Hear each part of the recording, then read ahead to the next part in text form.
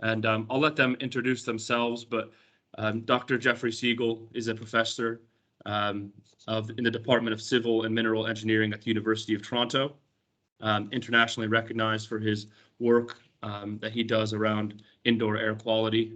And Dr. Elliot Gall is an associate professor at the Portland State University, and he leads the Healthy Building Research Laboratory, which conducts fundamental and applied research exploring many factors that impact the exposure to air inside of our buildings.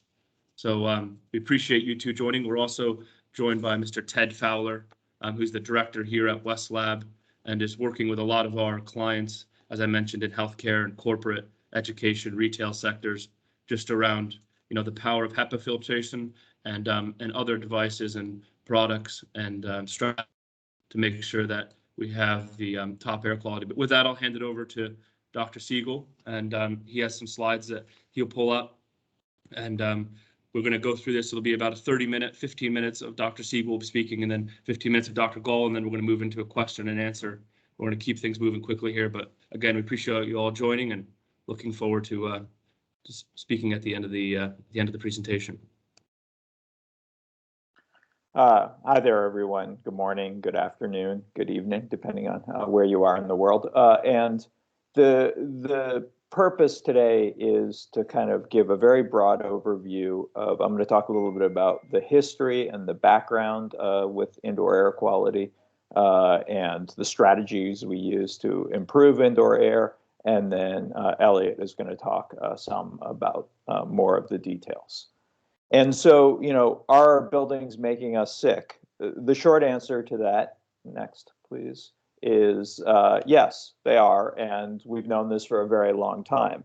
If you look back in the Bible and other texts of the same time, there is plenty of evidence that people were thinking about indoor air quality. This is a section from Leviticus, and to save you from reading it, it's basically what to do if you have a moisture problem in your home. And kind of ironically, we do about the same thing now. Instead of a priest, we get a mold remediator, but it's roughly the same process that was outlined in the Bible. Next, please. If we flash forward to a couple hundred years ago, there started to be a much more kind of formal study of indoor air quality. Max von Pettenkofer was a German chemist who had a lot of pithy statements like the one on the slide. About what to do to improve indoor air quality. Next. Around the same time, Harriet Beecher Stowe, who was a prominent abolitionist in the US, who wrote a lot about kind of the domestic realm, and she has whole chapters of books about indoor air quality, about ventilation, and about why they're important. And fundamentally, the whole idea here is that indoor air quality affects a variety of health outcomes, both acute and chronic health outcomes, as well as a bunch of other things that we care about in our buildings, things like decision making, productivity, and so on. Next, please. And so fundamentally, indoor air is kind of a mixture of a few different things. First of all, in many places in the world, and certainly at certain times of the year and times of the day, we have poor outdoor air. We also have a variety of indoor sources, some of which I think are very well known. Others are maybe not as well known or well studied. And then in a lot of cases, we have poor ventilation. And you put those together with the fact that we spend about 90% of our time inside of buildings, that leads to a variety of exposure and health effects. Next, please. And so we have this problem, and we've known about this problem for a long time. That's the bad news. The good news is, next, please. We know how to solve it. We know you have to get rid of sources to the extent you can. You have to ventilate properly. When to supplement ventilation or when ventilation isn't possible, you have to clean the air, and then you have to keep things dry. And so this overall process is well known. Next, and then now we have kind of COVID-19 that presents another challenge, but it's also an opportunity for us to actually start thinking about and improving indoor air. Next. So if we think about, hopefully some have seen this slide before, there's this model that applies to all respiratory viruses, but it also applies to indoor air quality problems in general. In that you have to, instead of thinking about kind of a single magic solution, you have to think about this layer of protection where you have many different things that you do. And the whole idea of having multiple layers is that there are holes or there's porosity in those layers. And so if you think about a contaminant, or in this case, a respiratory virus, you want to have enough layers so that there's a small chance that all those holes line up and you get disease transmission in the indoor environment, or you get exposure to contaminants. Next slide. So that layer model is very useful, but of course there are challenges. The first challenge is, the kind of porosity within the layers. So you can have a mask policy, but obviously if people don't wear a mask properly, then your mask policy is not going to be particularly effective. And this applies to the things we're going to be talking about today, ventilation and air cleaning. They have to be done well to make a difference. Next. The other thing you have going on is that you can't just kind of treat a space in isolation. People will interact with many different spaces within and outside of the building over the course of the day. So my favorite example for this is school environments, including my own university, where there is a lot of attention paid to making sure that people are exactly 2 meters apart from each other, but then in the classroom, but then, congregate in these crowded hallways in between classes and at other times. And so you can't just address some of your spaces. You have to address the whole possible chain of transmission. Next slide, please. So today we're going to talk predominantly about air cleaning and filtration, but we're also going to talk a little bit about ventilation. And I want to make sure that the terms are really, really clear here. When we say ventilation, we mean fresh air from outside. And when we say filtration, we mean air that is recirculated from the same space or from other spaces in the building. There is filtration or some type of air cleaning approach that is removing infectious respiratory particles or whatever contaminants you're interested in removing. And filtration can be, central or room-based, and we'll talk about both of those options. The most important big picture here is that nothing we're going to talk about today is a silver bullet if we think about COVID. These are all parts of an overall approach, and a lot of where we want to focus our effort today is talking about how you do them well so that you're actually making a difference. And if there's some good news in the kind of overall troublesome story of indoor air quality, is that we have not done historically a lot to address indoor air quality. And so that gives us a lot of runway, a lot of room for improvement. Next slide. And so just because I think it's really important to talk about the evidence basis, this is a study that came out last year, and it was from the fall of 2020 in schools in Georgia. And basically, they looked at the incidence of COVID cases in schools, comparing schools with no ventilation to schools with ventilation by itself, filtration by itself, or both of them together. And what you see here is that you see a lower risk when these things were done. And this study doesn't have a lot of specificity about what actually was done, like how much more ventilation, how much better filtration. But the overall point is really important, that this stuff does work for COVID-19, and it works for a variety of other issues as well. Next slide. And then there's been a bunch more scientific research. I'm not going to go so much into the details here, but basically from work that has been done in chambers and in very controlled environment, we know that both ventilation and filtration are effective at a kind of fundamental level, not just in some of that observational epidemiological data I showed you before. Next slide. So moving on to what does it mean to do these things well? Well, doing ventilation well is, you want to provide as much ventilation as you can without compromising other things that we care about in buildings. Obviously, the comfort of the occupants, specifically around humidity and temperature, as well as, there are pollutants in outdoor air, and so you want to make sure you're not transferring those indoors in ventilation. Now, the kind of downside of ventilation is that the energy consequences can be quite large, especially in more extreme climates where you have to heat or cool that air in addition to just supplying it to the space. And so that is kind of the value proposition for why you should, in addition to ventilation, also consider air cleaning and filtration approaches. Next slide, please. So, I could talk to you all day about filtration, but the most important point I want to make is that really it's not just the filter that matters, the context matters too. And what I mean by that is, first of all, whatever you're trying to remove from the air, whether it be a respiratory droplet containing the virus or some other particle, you have to get it to the filter before someone else breathes it in.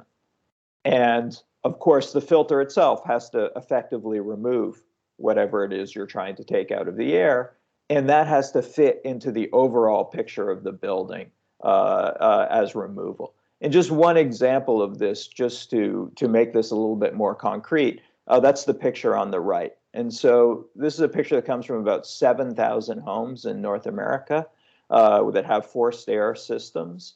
And what you see on the y-axis is something called the runtime, how often the furnace or air conditioner fan runs. And what you see on the x-axis is the outdoor temperature. And each point is an average month for each of those homes. And there's a lot going on in this figure, but I want to point you towards the red dashed line there. That's the median runtime for homes in North America. And so that means that less than 20% of the time, the fan in these systems is even running because there isn't a need for heat or cooling the rest of the time. And so 80% of the time, it doesn't matter what filter you have in place because air isn't going through it. And so little details like this that end up being very system specific and so on can be really important, that are kind of completely separate from whatever filter or air cleaning device you're using. Next slide, please. The other thing that's a little bit complicated about filters is that there can be a difference between the filtration efficiency that we expect and what we get in real life. So what this picture shows is the filter efficiency, where 100% means perfect efficiency. And this is for 20 homes in Toronto, each one represented with a different symbol. And this is for the exact same filter installed brand new in these homes. And you can see, in some of these homes, they're getting quite high efficiency from this filter. It's quite a good filter. In other homes, they're getting a much lower efficiency. And so this shows kind of the importance of not just addressing the filter piece of it, but addressing the broader system. And there's a lot of reasons for the variation between buildings, but just one example of that. Next, please. Is something called bypass. This is from a commercial building in Montreal and shows the filter rack in the mechanical room. And you can see that, there are gaps, small gaps around the filter where it fits into the rack, but then there are also these very large gaps where the filter is kind of pulling out of the rack. So again, the efficiency of that filter becomes much less important when you have ways for air to get around it. Next slide, please. There's this other thing that with filters that's really important, is that filters change over their lifetime. So this shows some work. This is from a commercial building in Finland. And the gray squares up at the top there are when the filter is new. And then each of the squares, each of the lines below are after some amount of time. And what happens with a lot of modern filters that are made of electret or charged media filters is they decline over time. And so you can have a filter that starts out performing quite well and then quickly, in some cases, performs much less well. And we see that in all types of buildings, the commercial building, next. We also see it in residential buildings. This is the same study that I showed you before with 4 different filters. And you can see that many of the filters, including some of the higher efficiency filters, the lighter colored boxes are when the filters are new. The darker color is after 3 months, which is the lifetime of this filter. And you can see that in a lot of cases, the filtration declined quite substantially. So yeah, that's fine. You can go on to the next one. And so it's a much more complicated picture. So if we want to kind of talk about how do we do these things well, ventilation means, getting as much ventilation as we can without compromising other goals. If you're having central filtration, you've got to make sure you have a good filter, make sure air goes through it, make sure you're changing it when it needs to be changed. And Elliot is going to talk more about some of the unproven technologies that should be avoided. And a different set of issues with room filtration, although they're closely related. You have to make sure that there is a high clean air delivery rate, which means a high both flow rate and efficiency through the unit. You've got to address things like placement and noise and otherwise very similar sets of issues. So next, please. So I wanted to, before I turn it over to Elliot, I wanted to just wrap up with kind of why, from an economic perspective, we should be thinking about indoor air quality. And we can think about different types of environments, for example, schools. And at this point, the data are very clear.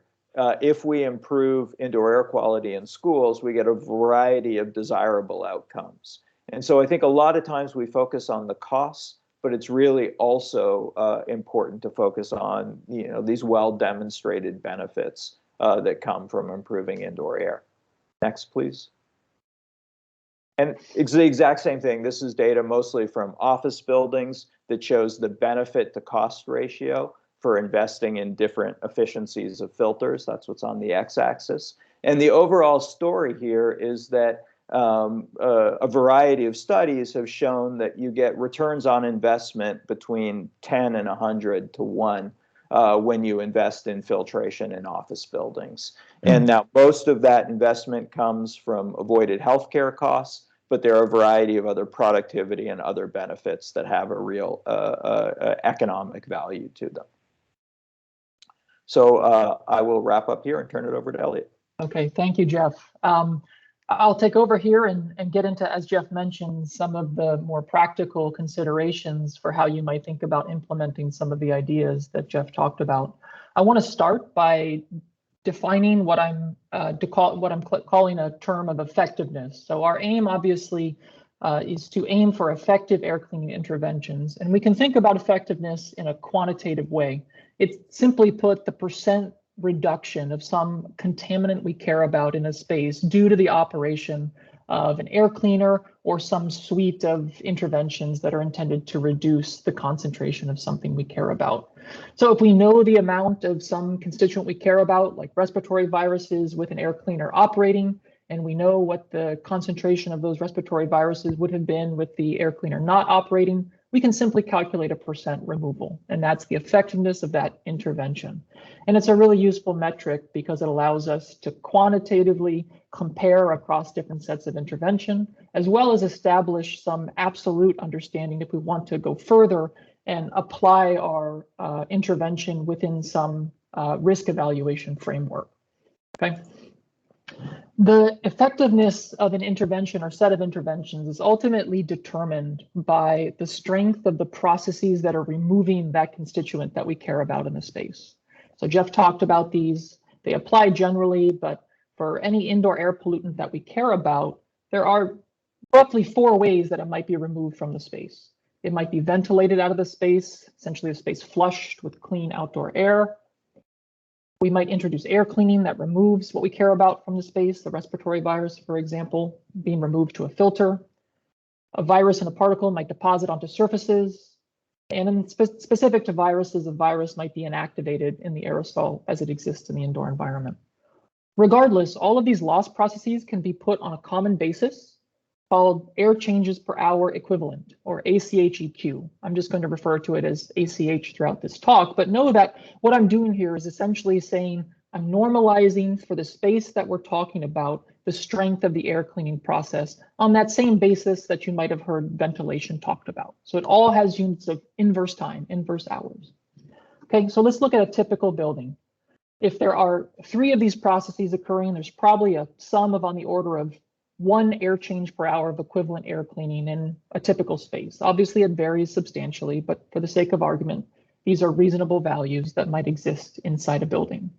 Our goal is to increase intervention effectiveness or to increase the removal of some constituent we care about by providing additional air cleaning and/or enhanced ventilation to boost the equivalent air changes per hour, that the layer in the space to reduce the concentration of some constituent we care about.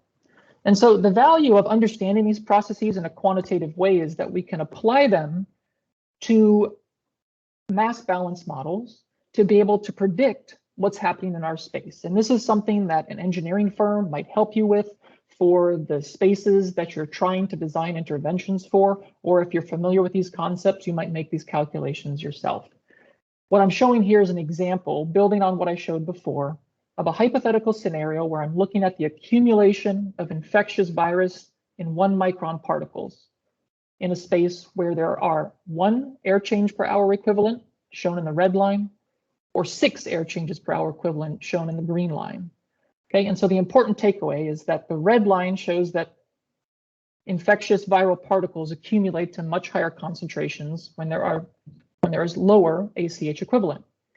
Okay, because we've done these calculations and we can predict what's present in the space, we can calculate the impact of increasing the air changes per hour of equivalent air cleaning and ventilation that have been added, and calculate that whatever we did here, we've achieved an 80% effectiveness by boosting the ACH equivalent from 1 per hour to 6 per hour.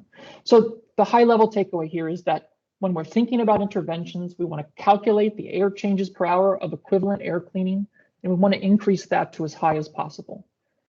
We can use that to calculate the intervention effectiveness from these design equations.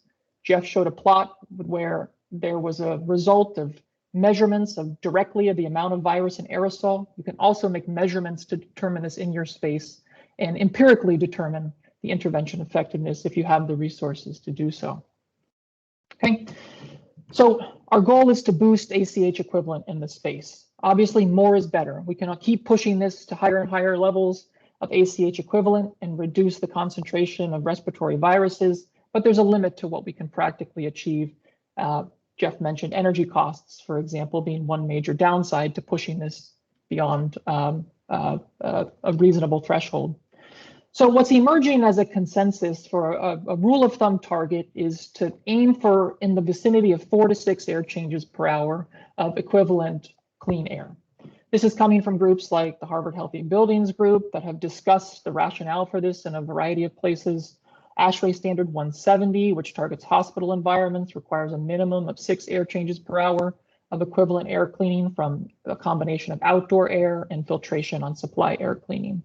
But the underlying reason for these recommendations is what I'm showing here previously. If we boost the ACH equivalent in the space, we realize a high effectiveness of that intervention. Okay, so one approach that you might be thinking about to boost the ACH equivalent in the space are air cleaning technologies. I'm going to talk about some of the design considerations for air cleaners in a moment, but I first want to preface that by presenting essentially 2 categorizations of air cleaners, what I'm calling subtractive technologies and additive technologies. So subtractive technologies are those that remove or inactivate a contaminant when it comes in contact with the technology. A prime example of this is a mechanical filter. It separates a particle from the airstream, subtracting it from the air in the space. Contrast that to an additive technology where you are intentionally and perhaps continuously injecting some constituent into the occupied space with the goal of trying to initiate a reaction that causes some beneficial effect. It might cause agglomeration of particles and have them settle out of air faster. It might initiate some chemistry that oxidizes a volatile organic compound. Okay, many air cleaners use a combination of these technologies. So in practice, it might be difficult to completely disaggregate one particular device. It might contain subtractive and additive technologies. But as we'll see in a moment, I think it's important to have this in your mind as a key distinction in terms of the underlying mechanism for how an air cleaner might work. So let's look at some practical considerations for subtractive air cleaners. For a portable air cleaner that's based on a mechanical filter, we actually have a pretty good design basis for easily selecting portable air cleaners that are based on mechanical filtration to appropriately size them for the space. One of the more common test methods to do this, called ANSI-AHAM AC1, results in a metric called the clean air delivery rate, essentially the volumetric flow rate of clean air emanating out from a filter, from a portable air cleaner. Okay, the result is a CADR, clean air delivery rate, usually in what Jeff likes to call freedom units, so I'll borrow that. They were freedom units here in cubic feet per minute of clean air emanating from the space. We can very easily, knowing that clean air delivery rate, calculate the equivalent air changes per hour that's realized in the space. The clean air delivery rate divided by the volume of the space times 60 gets us the equivalent air changes per hour provided to the space. Very simple. The clean air delivery rate should be provided to you by the manufacturer. If you follow ANSI-AHAM's recommendations, you should size an air cleaner such that the CADR is at least 2/3 of the floor area of the space that you're looking to serve. If you do that, right away you realize on the order of 5 per hour of additional air changes per hour of air cleaning. This might require multiple air cleaners to be deployed in larger spaces, but again, the design basis is there to do this fairly confidently. Looking at induct air cleaning, we have generally a procedure again here to be able to approximate the boost in equivalent air changes per hour of air cleaning provided from induct subtractive systems. So for example, a mechanical filter placed in the supply air of your building. We can estimate single pass removal efficiencies from things like the MERV rating of the filter with appropriate caveats that Jeff talked about, obviously.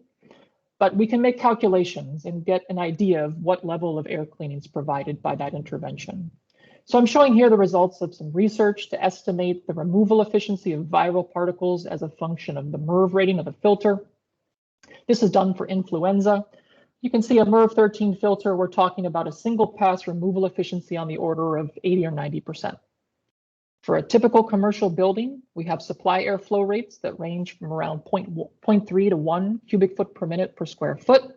We can combine that with a single pass removal efficiency from the filter that you select and calculate the amount of clean air that this filter with that supply air flow rate is providing. So obviously these are numbers that you'll need to go seek out for the buildings that you care about, for which you're evaluating interventions, but they should be numbers that either you can go measure or a design engineer can help you relatively easily acquire. So if we do that math, we might expect on the order of 1.4 to 4.8 equivalent air changes per hour from this intervention, adding a filter to the supply air system of a commercial building. Okay, what about additive systems? There's been a lot of, I think, interest and aggressive marketing for additive systems. Again, these are the kinds of systems that intentionally introduce an ion, a radical, hydrogen peroxide, any combination of those things potentially. There do exist some test data for these kinds of devices, generally following similar ideas to what's present in test methods like ANSI-AHAM AC1. You inject a test contaminant like a pathogen and watch how quickly it's decaying with and without the air cleaner operating. They're non-standardized, however, and the results that come out of that can be difficult to interpret, which we'll talk about in a moment. Because we're talking about systems that are intentionally introducing reactive species, byproduct formation is a concern, and it's seldom reported. There's little data in the peer-reviewed literature, and then manufacturer-provided data requires some work to interpret. And part of that is because the kinds of studies that we're seeing right now, although more are emerging, are a graphic like I'm showing here from a Boeing test report, which was done in an office where the ionizing air cleaner was placed on a wire rack with a stand fan behind it, pushing out the ions generated from the space into a sort of typical office environment. So there's limited data, but more is coming out. What data we do have show a generally small effect for additive systems. So I'm showing two examples of an ionizing air cleaner. The result on the left is the results of a study looking to see if the addition of ions into a test chamber caused agglomeration and changed the rate at which particles settle out from the air in the chamber. So I'm showing in this plot the result of the normalized rate of decay of particles with and without the air cleaner operating. So in red is with the air cleaner, the ionizer on, and gray is with it off. You see those two lines overlay each other very closely.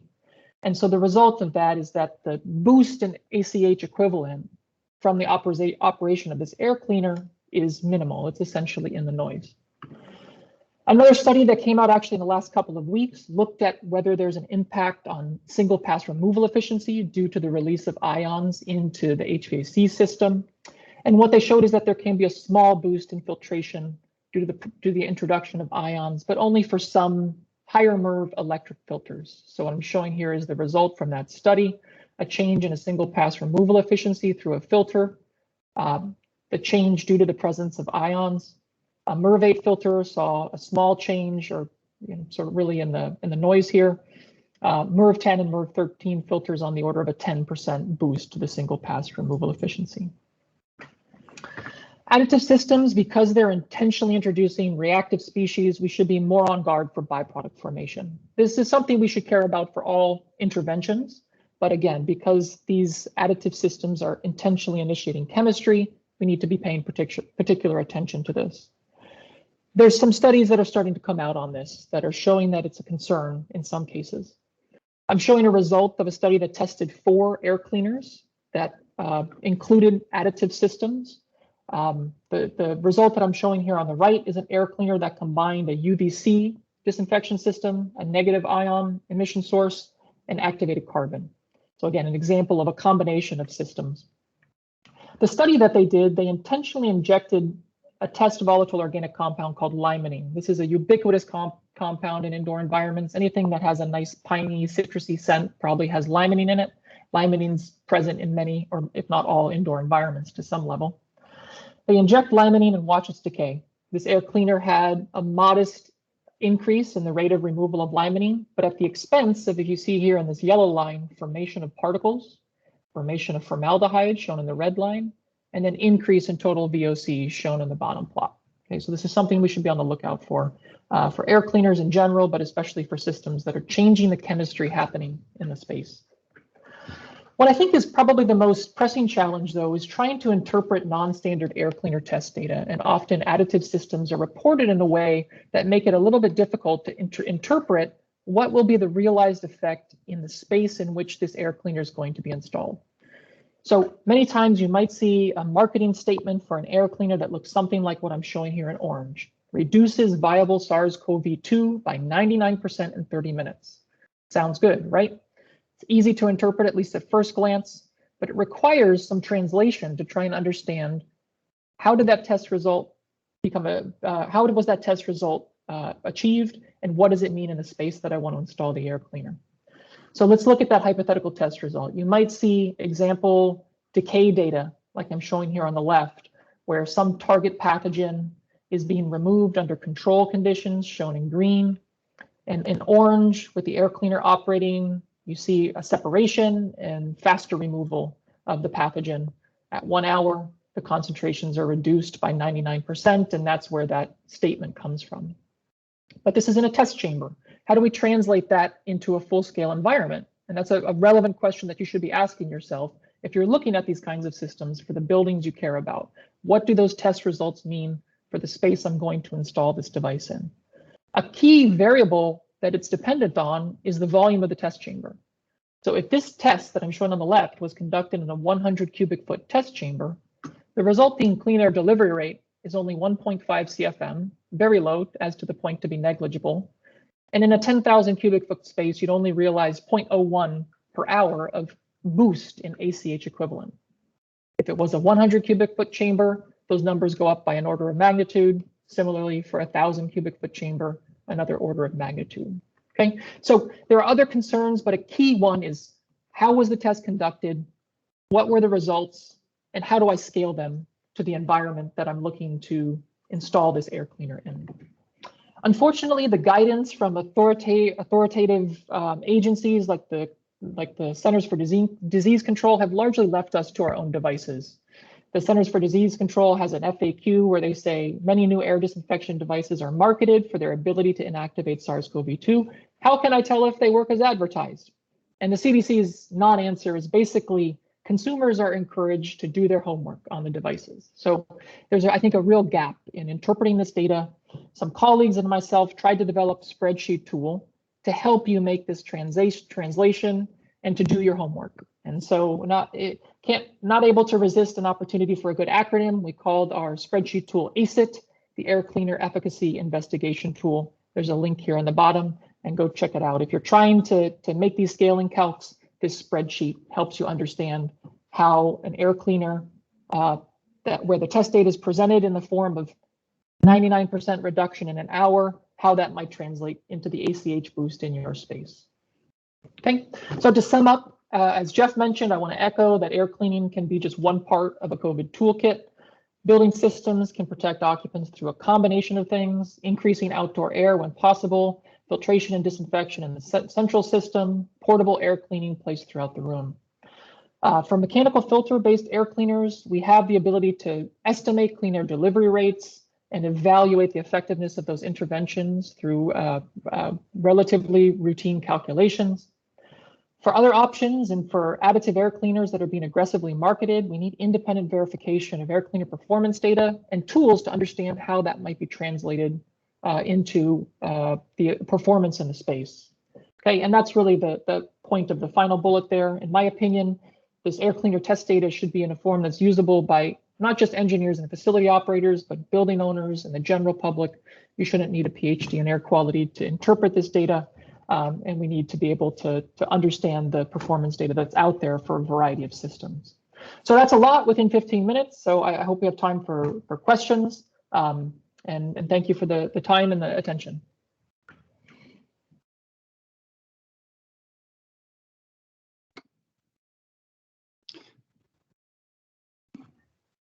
Thank you very much. If we can just put up the slides, we'll jump straight into it. Well, we've heard, thanks very much, from the experts. We understand the need and how we can implement these systems, but where and how do we get them, and what do they actually look like? So the good news is Westlab and Sante and our team of engineers and researchers have done extensive work in trying to narrow down the field to units that we know actually work. As Elliot alluded to, we need to study the test data. So we've gone the extra mile in actually having extensive testing done on these units to prove that they do work. And if we just jump onto the next slide, we can show you what a typical portable HEPA filtration unit looks like. As we see there, we have a 360-degree air intake at the bottom, pushing up through a fan, which further pushes that air up through a 3-stage filter. We have an F7 pre-filter, and as it was mentioned, we need to take volatile organic carbons out the air. So we have a carbon filter, and then we have our true H13 HEPA filter. Now, it's important to note that whatever air goes into the unit needs to be purified. So we have paid special attention to ensuring that we have a 0 particle count as the air exits the unit. But one point I want to elaborate on is the fact that we need to ensure that our filters are safe. So once we remove them, when they've been used, we A, want to make sure that there's no risk to the user of contamination, and B, we want to make sure that we're not producing medical waste, that we can actually dispose of these filters in an easy manner. Furthermore, what you'd expect from a unit is that it has its own inbuilt smart air quality monitor. This is simply a particle sensor that senses the current particulate matter in the air. Our particular unit has a PM 2.5, and it adjusts the fan speed accordingly. So if you have an incidence where you have a high particulate load in the room, we want to make sure that it actually increases the fan speed. But likewise, if we have good air quality, we don't want to be expending energy unnecessarily. We would also want to consider units that perhaps have some sort of connectivity to an app or a fleet control system. Again, the Aeris unit, which is a Swiss engineered unit, we can actually control remotely multiple units. things like current air quality, speed, filter life, and actual location of the units. We'll jump onto the next slide. And another important point is, what is the lifespan? What is your total lifespan of a filter? Typically, our Aeris filters have a 12-month lifespan. You'll find a lot of the sort of more domestic units on the market will often only have about a 6-month lifespan. So we end up having to change filters very regularly. It becomes quite a major expense, operational expense. We also want to make sure, obviously, that the unit has a reliable fan, because typically these units, all they're made up of simply is a fan and a HEPA filter. So we want to make sure that fan is of a high quality. Just jump onto the next slide. Within the Aeris range, which is obviously available through Westlab and Santé, we have 2 flagship products. The first one being the Air Light. As we alluded to, we need to look at air changes per hour in a given space. In this particular instance, we have a unit that would handle up to 4 changes per hour in a 30 square metre or a 350 square foot space. Nice compact unit. You can pop it in a relatively small office. It's not very obtrusive, it just sits in the corner. And then we have the 3-in-1, which is probably our most popular product. And this will handle a larger space, up to more like 70 square metres. So we'd be talking perhaps in an educational setting, in a classroom, canteen areas, larger gathering points within the organisation. We'll move on to the next one. We spoke earlier about connectivity. This is what a typical app would look like, where it would give us both indoor air quality, and it actually feeds in from your local EPA. It'll give you outdoor air quality. So if you did have an event such as a bushfire, high pollen load, it would actually increase your fan speed and throughput as well. We'll move on to the next one. Westlab and Santé also recognise the need of perhaps a more economy version. Not everybody's budget can stretch to, the high-end medical grade devices. So we've introduced a product called Zonitize, a slightly simpler unit, but also very powerful in its own right. Again, it's a mechanical filter. It has no UV or ionization technology in it. We believe that pure HEPA technology is the way forward. And this will once again give you similar volumes. The Zona 620 will probably give you up to 600 cubic meters per hour of airflow. Typically another 3 to 4 air changes per hour. Now, we've had a few questions come in over the time, and perhaps we can just direct this to the panel, the expert panel. We had a couple of questions, Dr. Siegel and Elliot, around, and I think you did allude to it, but around UV and ionizers.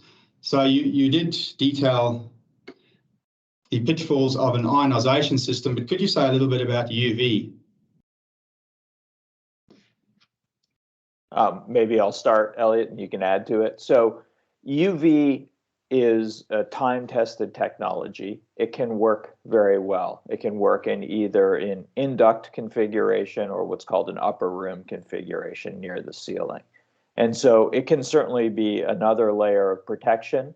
The things you should be thinking about with UV are, first of all, it obviously only treats microorganisms, so other aspects of indoor air quality are not going to be treated. Second of all, there's a real question about sizing. For UV to be effective, you have to deliver enough of a dose of ultraviolet light in the brief time that the microorganism is illuminated for it to make a difference. And then the third thing about UV is that unlike some other technologies, there is the possibility of production of ozone. It depends on the wavelength of the lights and so on. And so the overall story I tell people about UV is that it should be something that should be considered, but it's something that you can't kind of do casually. You have to do it properly and design it properly so that it'll make a difference. Yeah, I don't have much to add to that. I think that was pretty complete. If I get a question related to that, I echo that it can be effective, but generally not something I'd advocate DIYing, sizing or installing a UVC or UV system. It's probably something to go find a reputable engineering firm to help with, the installation of UV, whether it's, upper room or in a ducted system. Certainly can be effective, like Jeff said, for pathogen inactivation, but probably something that should be done with consult of an experienced design firm. That's good. Thanks. I think that clarifies that point. We've had a couple of questions around portable versus fixed filtration. Things like, what are the pros and cons of central filtration versus portable? And also, if you put in portable units, how will they affect airflow in an existing building, especially if the fan delivery system may not be strong enough? Have you got any comments on that, Elliot or Jeffrey? I guess I can start. I mean, I think it's certainly, I think something to consider, the mixing effectiveness of the system. You want to try and introduce the air from the outlet of the air cleaner in such a way that you don't, create a short circuit zone. So, oftentimes the sort of general recommendations for placement are to, pay attention to obstructions in the space. I mean, you generally, if you can avoid it, don't want to sort of place a portable air cleaner, in a corner of a room with the outlet sort of directed towards a wall type thing. And I think the general best practices, that I've seen are a lot of air cleaners, outlet is coming out of the device with, sufficient velocity to send it upward and to mix it into the space is sort of the common design that I've seen that I think can be effective and sort of generally useful for being flexible in where you put where you place the actual air cleaner. I think it's going to it can become a very complex decision about where to place the air cleaner for maximal effectiveness for the variety of situations that might arise. And, I think you can quickly get into sort of analysis paralysis space where it's like, you don't want to do nothing because you're worried about not having the optimal solution. So sort of my general advice would be to try and, get the air cleaner in a space where you're not intentionally, inducing airflows that might move from one person towards another, which, upward facing outlets can help with that, and sort of get it in the well-mixed core of the room and look for air cleaners that sort of eject air with sufficient velocity that, it's moving air into the core of the room. So maybe I'll just add to that and answer some other questions that have come up in the chat. Like, there's no real right answer of whether you should do portable or central filtration. They're both viable options, and they're going to be driven by context to a certain extent. So, for example, some buildings you would like to put in better filters, but because of the age and the design of the system, you're not able to. So those are obviously good candidates to try and do more with portable or room-based filtration than otherwise. And then the other comment I would make is you really have to think about your spaces and what you're trying to do. Some spaces you need the flexibility of portable air cleaning. So, for example, you can imagine a break room where people are eating and likely to be unmasked and closer together and higher risk. So that might be a good environment that, you can't do things at the building level as much as you would like to in that space. So you introduce additional portable filters to keep that space safe. And so I don't think we should be thinking about it as an either or. It's more, those are both kind of decent tools in the toolbox, and you pick one or the other or the combination that works best for the space. Thank you very much. Very comprehensive. Another question that continuously seems to come up is, and I know somebody just put on the chat about CO2, but there seems to be somewhat of a misconception about HEPA filters filtering out CO2. Have you got any comments about that? So definitely HEPA filters do not filter out CO2. So that's very clear. And so, there is this kind of wealth of indoor air quality monitoring happen now. And I want to say I feel kind of mixed about it. It can be very useful to do, but you really have to do it well to provide actionable information. So, for example, if you have a sensor that is in some kind of dead space in the indoor environment, not some space that's kind of seeing the air in the room, it's not really going to provide actionable information. And so you really have to think about where you're putting sensors. You have to understand your sensors and what they mean. So I encourage things like CO2 monitoring, particle monitoring as very useful in a relative sense. That is to say, if you have a room that's usually at a relatively low concentration of CO2 and suddenly it goes to a much higher concentration of CO2, that's an indication to you that something has changed and you should probably pay attention to it. And I think that's a much more useful way of looking at this type of monitoring than kind of specific safe or unsafe thresholds. Do you have any comments, Jeffrey, on that? No, I don't have anything to add particularly. Right. I think that's fair. I mean, I think and spot on.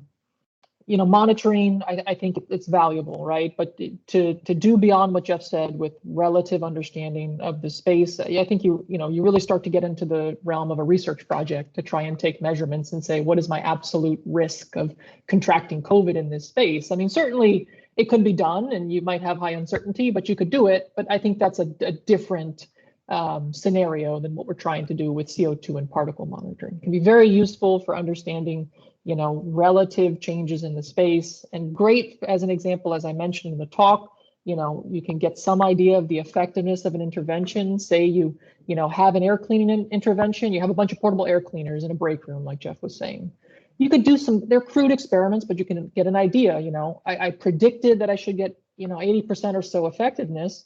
Well, do some experiments with your low-cost particle counter. You know, do you actually see substantial reductions in particulate matter with your low-cost particle monitor? And you can get some idea of, whether your intervention has gotten close to what you expected.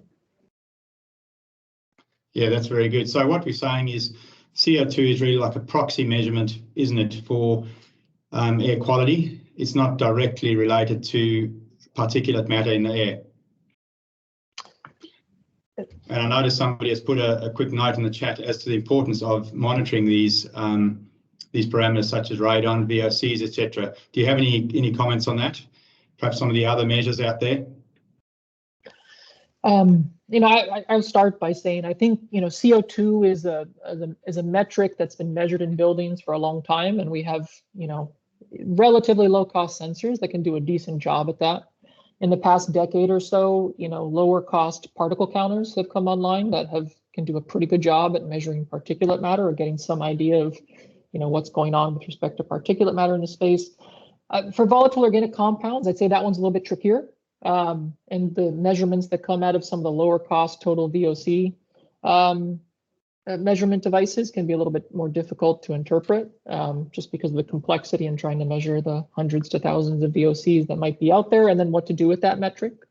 So I think there's certainly a lot of potential for measuring things like VOCs in buildings, but what I see out there from what I've at least recently surveyed and in the available sensors is that you get some lumped metric, total volatile organic compounds, that it might be interesting in some capacities, but it's hard to take action. If you have 100 ppb of ethanol, that's a very different situation than 100 ppb of formaldehyde. And so trying to understand what that sensor is telling you becomes a little bit more difficult, maybe. That's very good. Thank you for that. Well, I think we're running out of time, so I'm going to hand back to Tim. Yes, thank you, Ted, and thank you, Dr. Siegel and Dr. Gall. That was a fantastic event, very informative, and thank you to all those who asked questions. We will be in touch over the coming days with a follow-up with a white paper, which Reagan mentioned, just kind of outlining some of our findings, both here on this event, and then we've held similar events in the UK and across Europe, and also in the Asia Pacific region. So there's a lot of information that we've gathered over the last 6 weeks, so we'll be sure to share that around in a white paper. And just one other thing that we have been doing with a number of our clients is offering a consultancy / kind of space planning session where we take a look at a floor plan of a particular floor. We've done some virtual walkthroughs and in-person walkthroughs where appropriate, and we'll make suggestions on ways to increase air quality and air purification, whether it be through portable units or other means. So we will reach out to that and can definitely offer that as a next step, good session to look at different workplaces and buildings. So thanks again all for the time. And we'll wrap up with that. Sorry, Dr. Gall, were you going to add something in closing? No, that's great. Thank you. Okay, great. Thank you all, and we'll be in touch, and enjoy the rest of your week. Bye-bye.